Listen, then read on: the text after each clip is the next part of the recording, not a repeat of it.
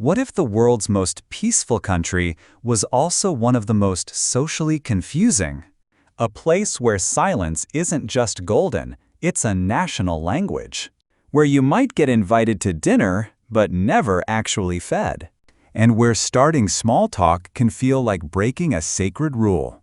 Welcome to Sweden, the land of icy lakes, steaming saunas, and social codes so invisible they'll leave outsiders completely baffled.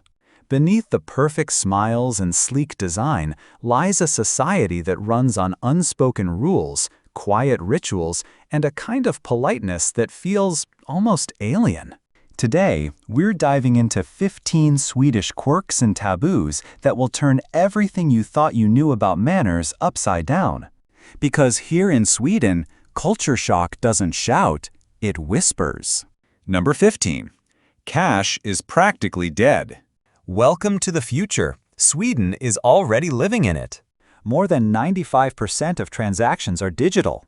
That 100 krona bill in your pocket might as well be a museum artifact. Even cafes in Stockholm post signs saying, "We do not accept cash." Instead, people use apps like Swish to pay for everything from coffee to gas to church donations. The central bank reports less than 1% of all purchases are made with paper money. And with Sweden testing its own national digital currency, the e-krona, they may become the first country to fully eliminate cash. But not everyone's thrilled. Many elderly Swedes fear being left behind.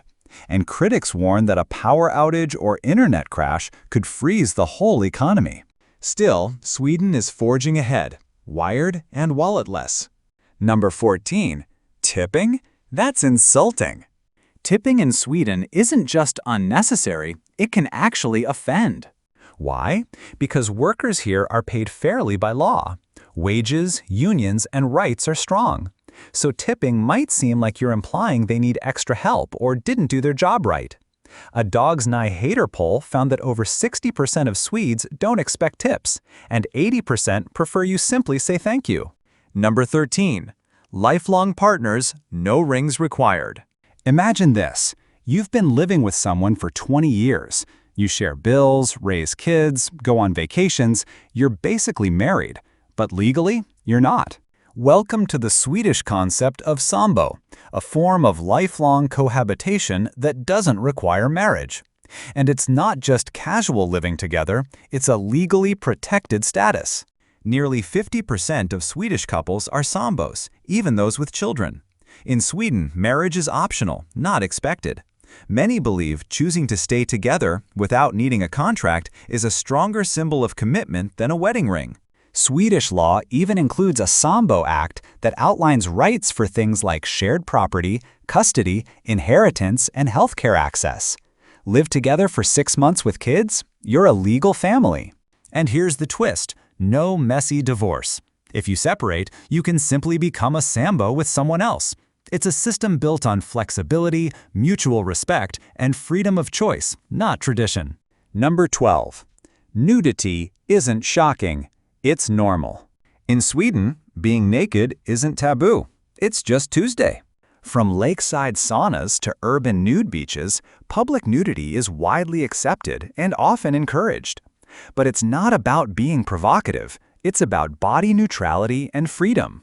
Whether it's Augusta Nude Beach near Stockholm or open-air saunas in forest parks, you'll find Swedes of all ages, yes, including entire families, relaxing without a shred of embarrassment.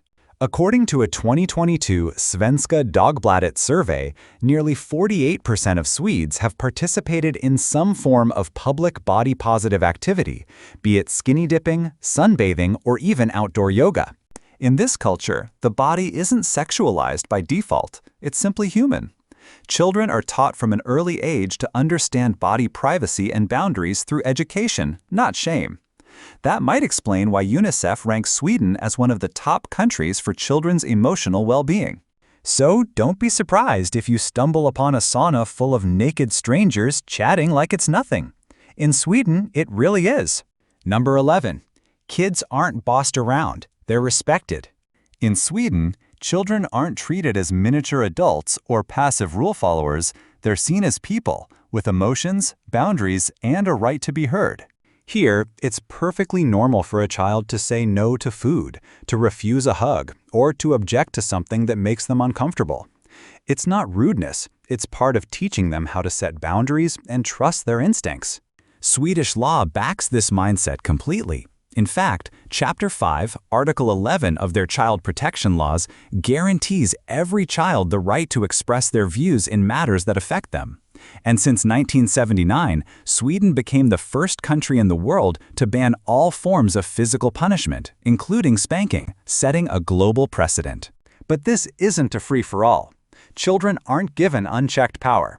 Instead, the role of parents is redefined, not as commanders, but as emotional partners. Parents are encouraged to discuss, explain, and involve kids in decision-making, rather than bark orders or use fear-based discipline. According to Uppsala University research, this approach leads to children who are more confident, emotionally aware, and capable of building healthy relationships later in life. No yelling, no punishments without explanation, and definitely no shaming. Ask a Swedish child how they feel, and you might be surprised when they ask you the same in return. That's the foundation of the empathy and equality Sweden holds dear. It's no surprise UNICEF consistently ranks Sweden among the best places on earth to raise children. Number 10. Street dancing can get you in trouble. Picture this. You're in a European plaza. Music's playing, friends are dancing, and the vibe is pure joy. In Paris or Berlin, that's normal. But in Sweden, that spontaneous dance party might be illegal. Thanks to a strange and long-standing law from the 1930s, dancing in public without a permit is technically banned. Known as the Dance Permit Law, it was originally intended to control public gatherings, but it stuck around far longer than expected. In the 1990s, Swedish nightclubs were actually fined, not for noise, not for drinking, but simply for allowing people to dance without a separate dance license. Even if the venue was legally open and serving food, dancing without a permit crossed the line. Though the rules have relaxed in recent years, the ban hasn't fully disappeared. As of 2023, public dancing still requires approval in many cities, especially in open spaces like parks, plazas, or docks. Even inside a busy cafe, organizing a dance event could require the owner to file with the city. It's one of Sweden's strangest legal leftovers, a silent reminder that even in a progressive society, some old rules still tap their feet in the background. Number 9. Sexism isn't just frowned upon, it's outdated. In Sweden, gender equality isn't a goal, it's the baseline.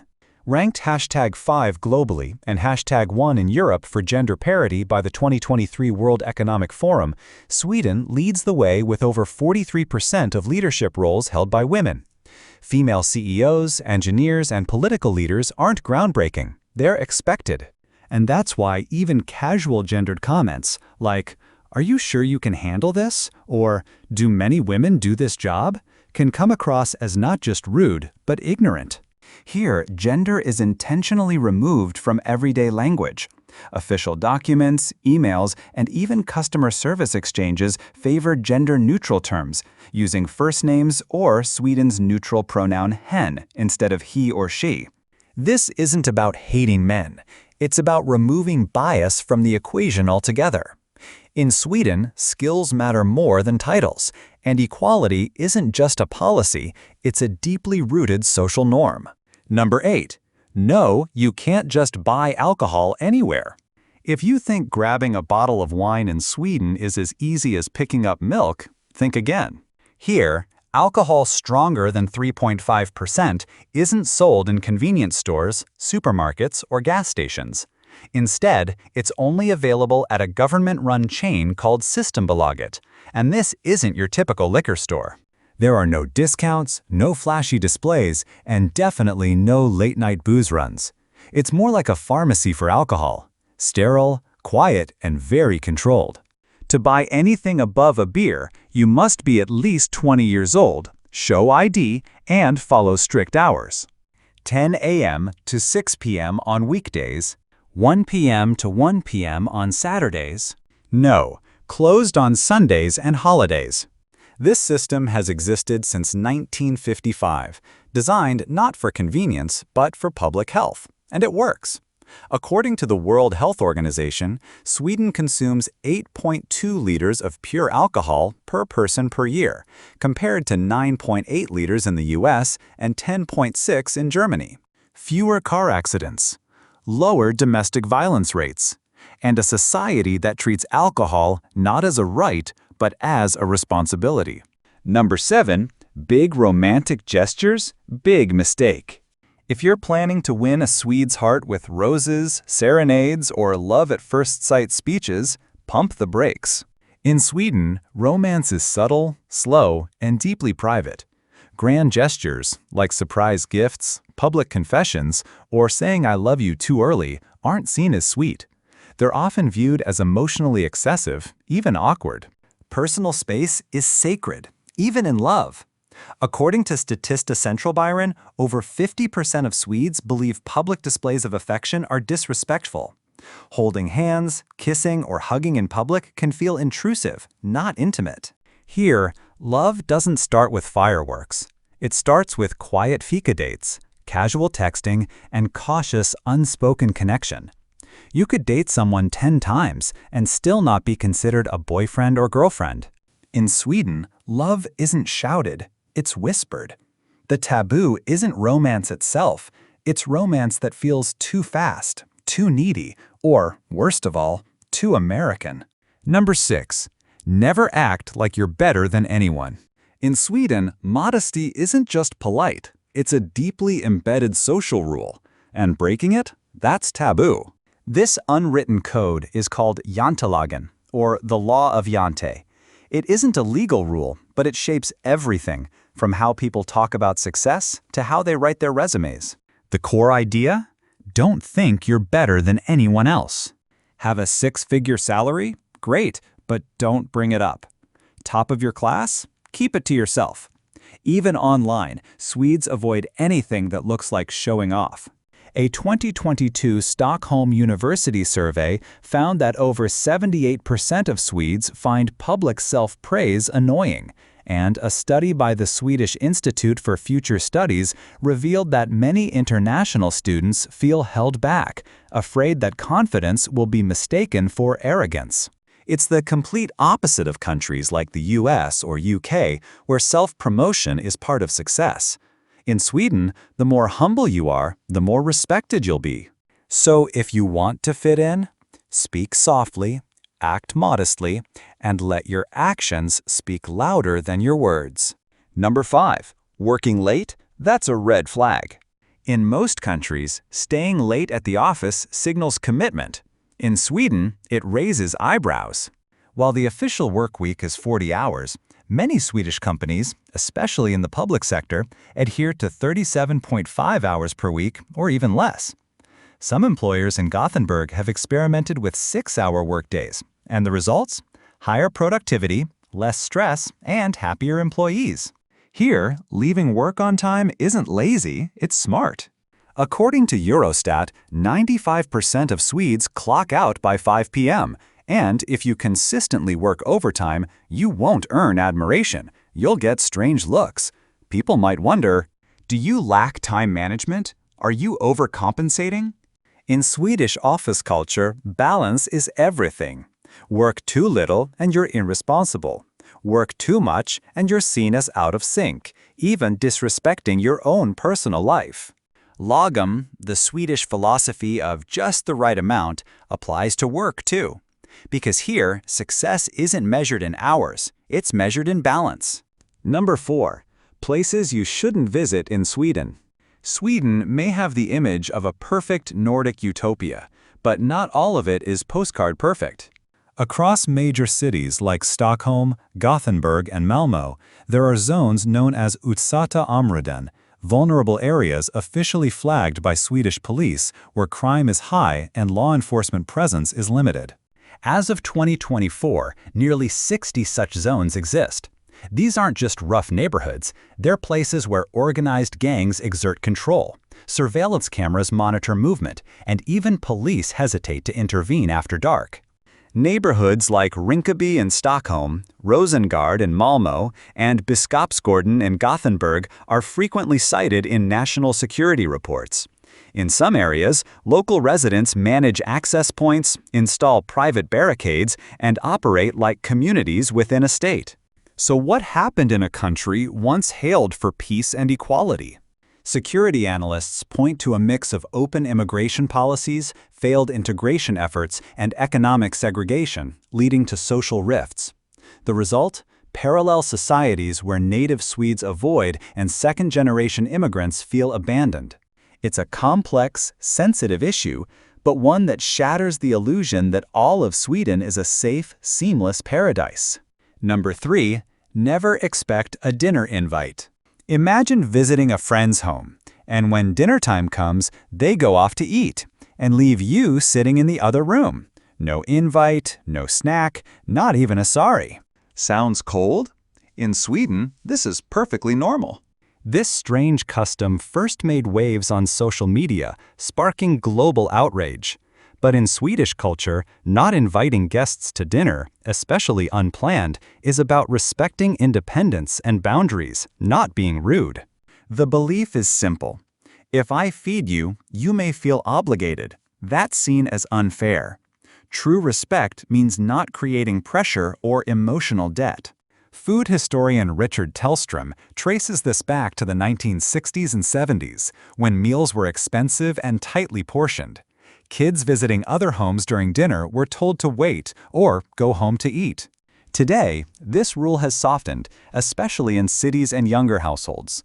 But in more traditional or rural communities, the dinner table is still considered family-only space, a quiet boundary few dare to cross. Number 2. Baby names need government approval. Think naming your baby is a personal decision? In Sweden, it's a legal process. Under the Names Act of 1982, parents must submit their chosen baby names for official approval. If the name is deemed inappropriate, offensive, or just too strange, it gets rejected. No name, no birth certificate. And it's happened. Names like Metallica, IKEA, Burf XCCXMPCC LLMNPRXCLBM1116, and even Allah have all been denied for being confusing, commercial, or potentially disrespectful. Why the control? Because in Sweden, a name is part of a dignified social identity. A flashy or controversial name can disrupt the balance of equality and social harmony, two values Swedes take seriously from birth. It may sound strict, but it's rooted in the belief that every child deserves to grow up with a name that commands equal respect in society. Number 1. The sacred rule. Always cue properly. The most important rule in Swedish culture? Wait your turn, quietly. In Sweden, lining up is sacred. Whether it's for the train, the bakery, or a summer ice cream cone, people form silent, orderly queues, sometimes with meters between each person. No signs, no instructions, just trust. A 2018 SOM Institute study found that over 83% of Swedes believe proper queuing is a sign of good citizenship. Some places even have ticket machines at sandwich shops, not because it's crowded, but because no one should feel cheated or skipped. And if you cut the line, you won't be shouted at. Instead, you'll receive the dreaded Swedish silent punishment, cold stares, subtle headshakes, and collective quiet judgment. It's not loud, but it's chilling.